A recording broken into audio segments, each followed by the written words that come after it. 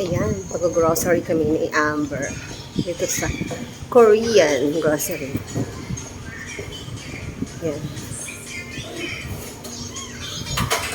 Ayan.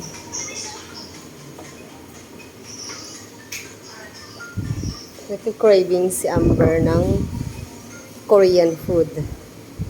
Kaya dito kami pumunta. Kung ano yung pwedeng bilhin namin dito. Ayan, nakagawa tayo nito, nak, oh.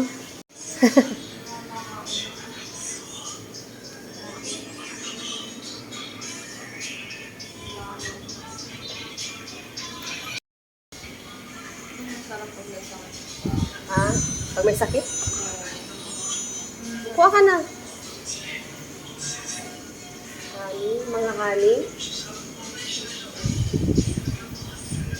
Honey citron tea.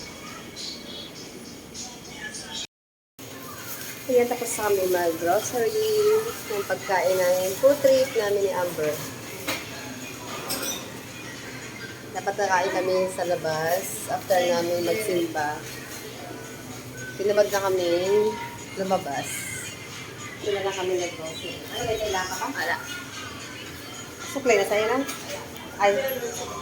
Ayan. Thank you. May water, ano pala to?